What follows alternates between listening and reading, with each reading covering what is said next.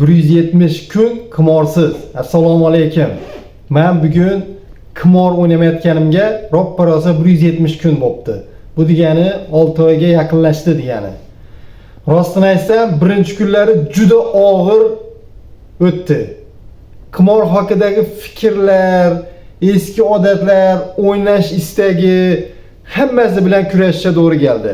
To'g'ri, juda ham qiyin bo'ldi. Ammo men bitta narsani qildim. Tan oldim, to'g'ri qaror qabul qildim va bu o'yindan tark qilishga qaror qildim. Bunda menga nima yordam berdi?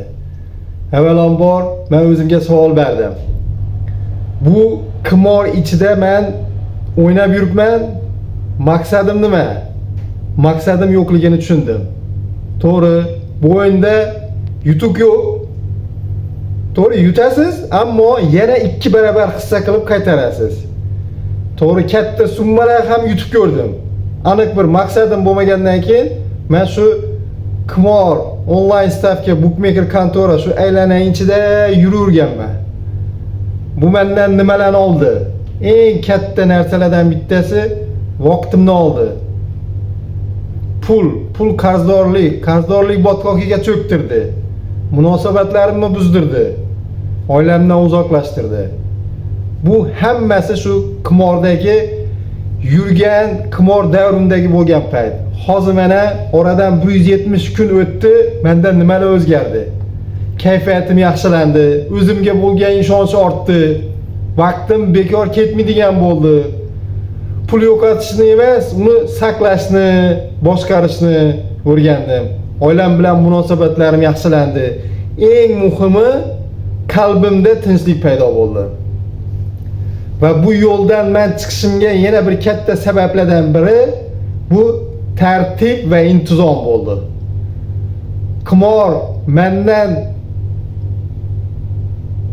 Qimor orqali men shu tartib intizomimni tikladim.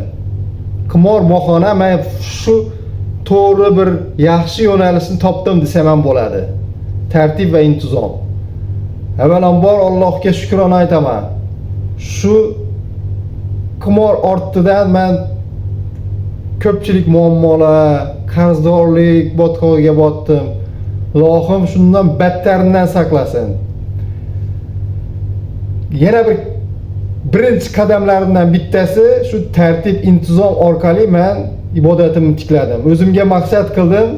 Bomdod namozini shu uyim yaqin atrofidagi masjidga borib 40 kun o'qiyman deb o'zimga maqsad qildim va bu ishni men qildim va qilib kelmoqdaman. Inshaalloh bu davom etadi. Va ikkinchi qadamim shu voqli turganimdan keyin albatta sport bilan shug'ullanishni boshladim. Har kuni 3 kilometr yugurib, 3 kilometrdan keyin mashqlar qilishni boshladim. O'zimni formamni tikladim. Sog'lig'im to'g'risida o'zim qayg'ura boshladim va o'zimda o'zgarishlar katta sezilishni boshladi. O'zimni yaxshi his qilishni boshladim. Kechqurunlari shu oldin o'y-xayolim faqat shu qimor olami bo'lsa, hozir shu narsalarni men yenga oldim va xotirjamlikni o'zimda tikladim va bemalol uxlashni boshladim. To'g'ri, hali hamma muammolarim hal bo'lmadi.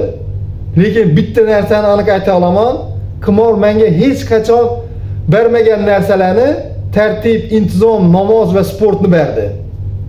Bugun meni qimorsiz hayotimga 170 kun bo'lgan bo'lsa va bu hayotimning eng muhim g'alabalaridan biri, alhamdulillah.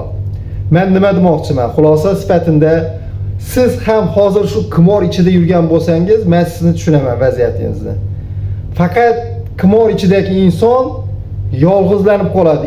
Ichidan o'zini yemirishni boshlaydi. Atrof muhitdagi yaqin oila a'zolarini gap so'zi yoqmaydigan bo'lib qoladi. Uni xayoli, fikri qimorda bo'lgandan keyin uni boshida qarzlarimni qanday qutulaman? Kel, yana bitta men o'ynayin, kimdandir qarz olib bitta marta yana o'ynab shu qarzlarimdan, muammolarimdan qutulaman deb bu eng katta xato.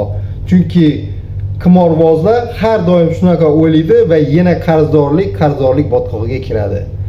Men nima demoqchiman? Vaqtinda to'xtating, xulosa qiling, o'zingiz bilan o'zingiz gaplashing, savol bering. O'zi maqsadim nima? Xo'p, mayli qarzim bor, qarzimni qutulaman deb o'ynayapsiz. Mayli, qarzingizni ham qutuldim.